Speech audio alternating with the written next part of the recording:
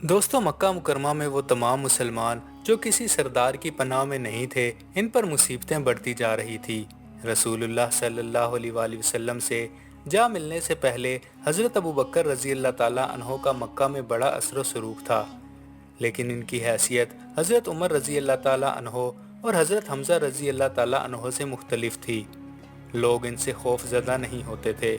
जब हज़रत अबू बकर रज़ी अल्लाह ताला अन्हो के कबूल इस्लाम ने कुरैश के सरदारों और इनके दरमियान दीवार खड़ी कर दी, तो अगरचे इस्लाम में इनका बुलंद मकाम हो गया, कुरैश के दरमियान इनकी हैसियत घट गई, यहाँ तक कि ख़त्म हो गई।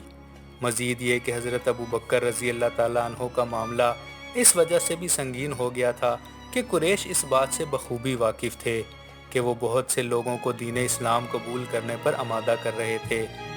इसीलिए यह अंदेशा भी बढ़ गया था कि हज़रत खदीजा रज़ी अल्लाह ताला अन्हा के सौतीले भाई नौफल के बेटे हज़रत असवद रज़ी अल्लाह ताला अन्हो को मुसलमान करने के जुर्म में नौफल ने हज़रत तलहा और हज़रत अबू बकर पर हमले का इंतज़ाम किया हुआ था। हमला आवरों ने दोनों के हाथ पांव रस्सी से बांधकर इन्हें एक आम रास्ते पर फेंक दिया।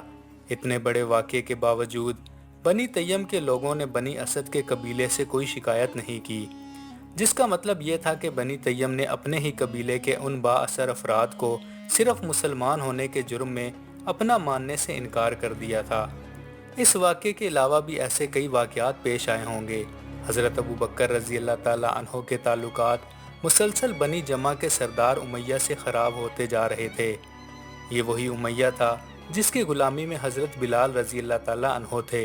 हज़रत अबू बकर रज़ी अल्लाह ताला अन्हो इसी कबीले के दरमियान रिहाइश पजीर थे, लेकिन फिर वो वक्त भी आ गया जब इन्होंने महसूस किया कि अब हिजरत के सिवा कोई चारा नहीं।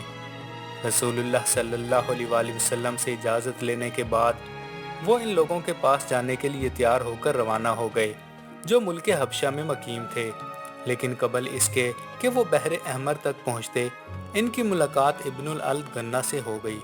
इस ज़माने में ये एक छोटे से कबायली इत्तेहाद के सरदार थे जो मक्का से ज़्यादा फासले पर नहीं था। ये लोग कुरैश के हलीफ थे। इब्नुल अद गन्ना हज़रत अबू बकर रज़ी अल्लाह ताला अन्हो के इन दिनों से वाकिफ़ था जब वो कुरैश में बहुत बाअसर समझे जाते थे। अब जब इसने इन्हें बयाबान में सरदारी के बजाय इस हाल में देखा तो बड़े ताज्जुब से पूछने लगा, क्या हुआ? हज़रत अबू बकर रज़ी अल्लाह ताला अन्हो बोले, मेरे लोगों ने मेरे साथ बहुत बुरा सलूक किया और मुझे निकाल दिया। अब मेरी कोई और ख्वाहिश नहीं कि बस अल्लाह की इबादत करूं और दुनिया का सफ़र करता रहूं। इन्होंने पूछा, इन्होंने तुम्हारे साथ ऐसा सलूक क्यों किया? तुम तो अपने ख़ानदान की जीनत थे, मुसीबत ज़दों की मदद किया करते थे और हर ज़रूरतमंद की हाजत पूरी करते थे। चलो मेरे साथ चलो, अब तुम मेरी अमान में हो। इब्नुल अद गन्ना हज़रत अबू बकर रज़ी अल्लाह ताला अन्हो को अपने साथ मक्का वापस लाए और कुरैश से बात करते हुए कहा, ए अहले कुरैश, अबू कहाफ़ा का बेटा मेरी पनाह में है, लिहाजा इसके साथ सिर्फ अच्छा बर्ताव किया जाए, किसी भी किस्म का बुरा सलूक ना किया जाए। कुरैश ने इसकी हिफाजत को कबूल कर लिया और वादा किया कि हज़रत अबू बकर को तहफ़्फ़ुज़ दिया जाएगा। मगर बनी जमा के एक शख्स ने कहा, इसे कहो कि वो अपने अल्लाह की इबादत घर के अंदर करे, नमाज भी घर के अंदर ही पढ़े और जो भी तिलावत करनी हो वो भी अंदर ही करे।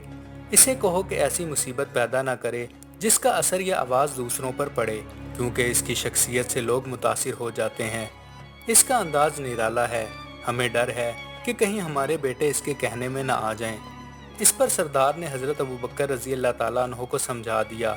चनांचा वो कुछ अरसे तक घर के अंदर ही तिलावत और नमाज अदा करते रहे। इस तरह कुछ वक्त के लिए बनी जमा और हज़रत अबू बकर रज़ी अल्लाह ताला अन्हो के दरमियान कशीदगी कम हो गई। मज़ीद वीडियोज़ के लिए चैनल को सब्सक्राइब करें।